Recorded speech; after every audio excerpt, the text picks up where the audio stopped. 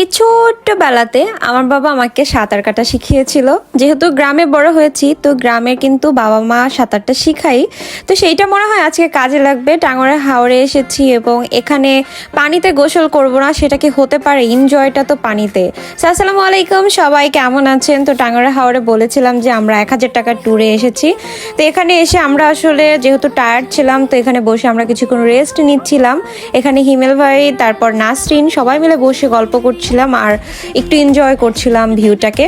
তো দেখতে দেখতে কিন্তু মোটামুটি 1টা বেজে গিয়েছে। তো আমরা সবাই ওয়াচ টাওয়ারে এসে পৌঁছেছি এবং এখানে কিন্তু ড্রেসও চেঞ্জ করে নিয়েছি।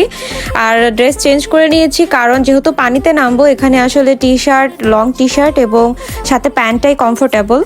মজার ব্যাপার কিন্তু আমি ভাবতেই পারিনি যে এই হাওরেও এরকম নৌকায় করে চা, চিপস এগুলো পাওয়া যায়। তো এই যে আমরা হলো সাঁতার কাটার জন্য এরকম পানিতে নামছিলাম। ফার্স্টে ম্যানেজার ভাই এবং হিমেল ভাই তারা নেমে গিয়েছে, এরকম আরিফ ভাইও নেমে গিয়েছে, অঞ্জলি দিয়ে সেও নেমে গেছে। বাট আমি আসলে ভয় পাচ্ছিলাম যে আমি যেহেতু সাঁতার কখনো এভাবে কাটা হয় নাই, যদিও শিখেছি ছোটোবেলায়, ভুলেও গিয়েছি, তো আমি অ্যাকচুয়ালি ভয় পাচ্ছিলাম। আর এই যে দেখেন আমাদের লাইফ জ্যাকেটে কি পরিমাণে কিউট লাগছিল সবাইকে। আমার কাছে তো বেশ কালারফুল লেগেছে জিনিসটা এবং বেশ এনজয় করেছি। তো মিমি বললো আপু তুমি নেমেই পড়ো। তো আমি নেমে সাঁতার কাটা শুরু করলাম আর মিমিকে বললাম তুইও চলে আয়। তো গিয়েছে।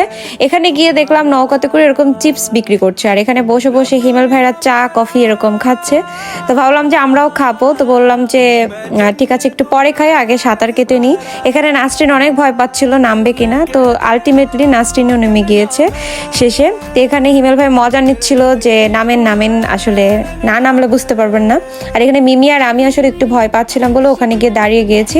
আর এখানে কিন্তু এই সিজনে অনেক মানুষ আসে।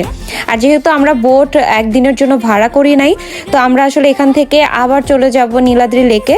এই কারণে গোসলটা একটু তাড়াতাড়ি সারতে হয়েছে এবং বেশ এনজয় করে আমি কিন্তু চাও খাচ্ছিলাম। আর এই যে একটা নৌকা ভাড়া করে নিয়ে আমরা কিন্তু এরকমভাবে ঘুরেও বেরিয়েছি, দেখেছি মানে চারিদিকের ইয়াটা যে কেমন, এখানে গাছগুলো কি সুন্দর পানির উপরে ভেসে আছে মনে হচ্ছে। তো গোসল করা শেষ, আমরা আবার ড্রেস চেঞ্জ করে আমরা আরেকটা ড্রেস পরে নিয়েছি। এখানে মিমির কিছু ফটোশ্যুট করছিলাম। আর ট্রাস্ট মি গাইস, আমরা যতটা মেঘালয়ের দিকে যাচ্ছিলাম, পাশেই কিন্তু ইন্ডিয়ার বর্ডার, সেখান থেকে মেঘালয়ের দৃশ্যগুলো দেখা যায় এবং এত বেশি সুন্দর লাগে। আর এই যে একটা হাওয়া আসছিল, সারাদিনের ক্লান্তি তো নেই, গোসল করার পরে মনে হচ্ছিল যেন এখানে আরো বেশি ভালো লাগছে। একদম মানে কাছ থেকে কিন্তু পাহাড়গুলো দেখা যাচ্ছে। যখন রওনা দিয়েছিলাম তখন কিন্তু পাহাড়গুলো এতটা মানে ক্লিয়ার দেখা যাচ্ছিল না, বাট যত দ্রুত আমরা নীলাদ্রি লেকের কাছে যাচ্ছি তত দ্রুতই কিন্তু মানে পাহাড়গুলো দেখতে পাচ্ছিলাম।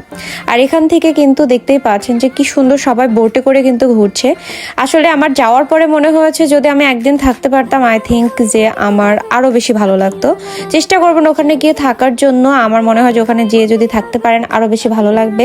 তাতে কি আমরা একদিনের ট্যুরে গিয়েও কিন্তু বেশ মজা করেছি এবং সবগুলো স্পটই ঘুরে দেখেছি। তা আমরা এখান থেকে গিয়ে দুপুরের খাওয়া দাওয়াটা সেরে নিব, নীলাদ্রি লেক দেখে নিব এবং বাকি সবকিছুই দেখে নিব। পরবর্তী ভিডিওতে আমি আমার সবগুলোই কিন্তু একসাথে দেখিয়ে দেবো যে আমরা এরপরে কোথায় কোথায় গিয়েছি আর কি কি করেছি। তো সবাই পেজটাকে অবশ্যই কিন্তু লাইক করে দিবেন, ফলো করে দিবেন এবং আমাকে অবশ্যই একটু সাপোর্ট করবেন। তো এখানে আমরা নৌকাতে নেমে গিয়েছি এবং নৌকাটা এখানে দাঁড়িয়ে থাকবে এবং এখান থেকে আমরা নেমে নীলাদ্রি লেকের দিকে ফার্স্টে যাচ্ছিলাম, দেন আমরা খাওয়া দাওয়া করবো। সো আজকে ভিডিও এখানেই শেষ করছি। আল্লাহ হাফেজ।